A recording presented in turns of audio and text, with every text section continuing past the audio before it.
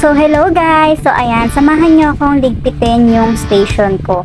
Actually, basta may mabili ako or may maisip ako or makita kong magulo yung station ko, talagang inaayos ko na siya hanggat may time pa ako. Kasi sobrang dami kong gamit sa station ko and actually, ang dami ko nung kung ano na pinagbibili para mabawasan lang yun na sa station ko. So, ayun, madami talaga akong gamit. Yun lang yun. Minsan naman, kapag magsushoot ako sa station ko, ayun, nililinis ko din siya. Siyempre, nakakahiya naman pag nakita yung sobrang gulo nung station ko. Yan, kunwari yung mga supplies, o kung ano yung mga pinagbibili ko na stationery, which is sa station mo talaga siya magandang i-shoot. Ayun, maglilinis ako, syempre. Tapos, ayan, Escape the Fate yung pinapakinggan ko niyan actually. Sobrang sarap kasi maglinis kapag nakikinig ka din ng music kasi parang hindi mo maiisip na ang dami mo na palang nagagawa, na sobrang tagal mo na palang naglilinis, parang nakakabawas siya ng pagod. 'Di ba? Alam ko naman nakaka-relate kayo, guys.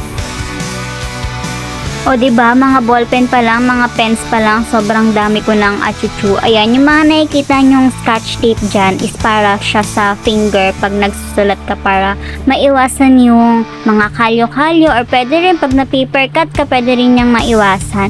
So ayun, kung gusto nyo yung mga iba kong gamit dito, pwede kong ilagay yung link sa mismong post or sa comment section. Baka gusto nyong bumili, so isi-share ko yung mga links. Actually, yung iba, mga regalo lang din naman sa akin or mga binili ko sa mga actual shops.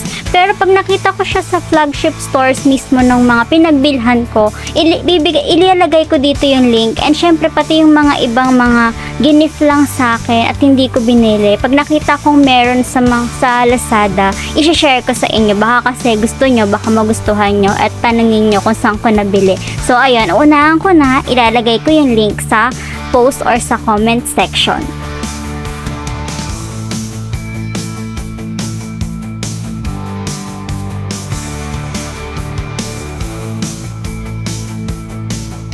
Ayan, pati yung sunglasses and yung glasses ko pag sa for radiation is nandiyan na din sa lalagyanan ng stationery. Hindi pa kasi ako nakakabili nung lalagyanan talaga nila. Ang dami kong mga naka-add to cart pero hindi ko pa nati-check out. Syempre, ano lang tayo, manage lang natin. I-manage lang natin yung gastos. Charis.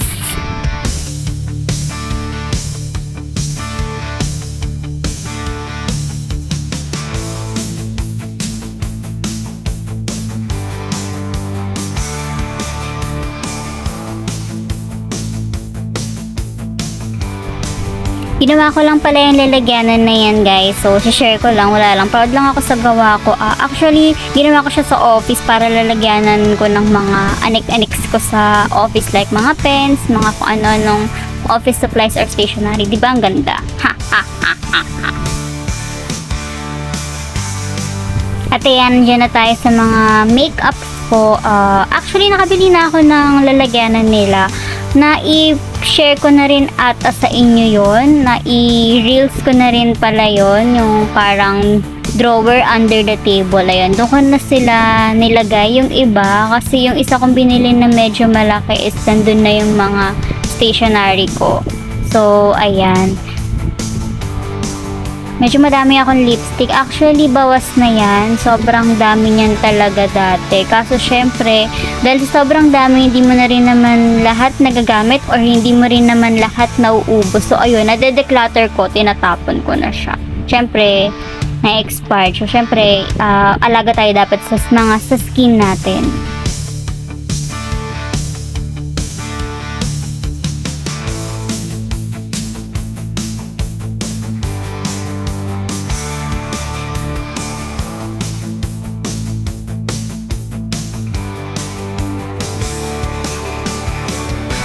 At natapos din tayo, almost 1 hour pala to, guys, yung buong paglilinis ko na to. So, ayan, sobrang linis na, ganda na sa pakiramdam.